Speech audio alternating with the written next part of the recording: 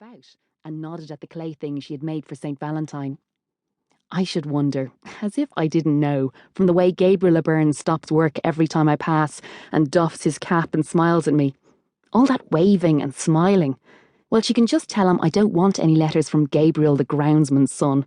I don't want his dirty little affections. I deserve better than him. I deserve a fairy prince, a warrior hero, strong-thewed and iron-willed, with raven black hair and lips like blood. Edward Garrett Desmond's personal diary, February 15th, 1913.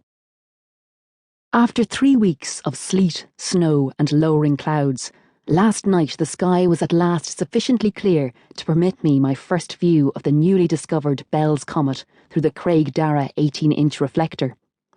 For all its doubtless charms and graces, County Sligo is not blessed with the most equable of climates for the astronomer, namely those clear-as-crystal skies beloved of the astronomer priests of ancient Mesopotamia and noble Greece. And since the notification of this object's entrance into our theatre of interest in December last's Irish Astronomical Bulletin, it has been a source of major frustration to me. My dear Caroline would declare that I've become positively ratty on the subject, though I alone of all the countries, no, damn it, Europe's astronomers, have been unable to observe the phenomenon. That is, until today.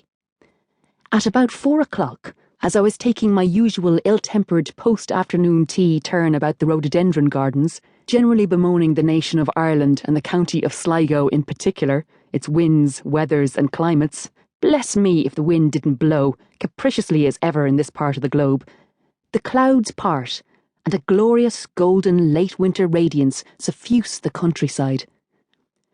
Within half an hour, the sky was clear blue all the way to the horizon, a sight so gladdening to the heart that I at once returned to the house and informed Mrs. O'Carolan that I would be taking supper in the observatory that evening. It was some time before I was able to locate the subject of my observations in the 18-inch reflector. The comet had moved across a considerable arc since first observed by Hubert Pierce Bell of the Royal Observatory at Herstmonceux. Finally, it lay squarely within my crosshairs, and I was without doubt the only man in Ireland for whom this was a novelty. In my excitement at finally being afforded the opportunity to observe Bell's comet, I'd forgotten how cold the night would be on account of the clear sky. I was shivering to the very pith of my bones, but oh, most estimable woman, most worthy servant, with typical foresight and wisdom, Mrs. O'Carolan came through the frost to provide me with rugs, comforters, and a steady stream of bricks warmed in the kitchen range, and most welcome of all, a bottle of poitín, a present she maintained from the widows of the parish. Thus fortified, I returned to my labours with enthusiasm. No tail had yet developed, Bell's comet being still beyond the orbit of our Earth.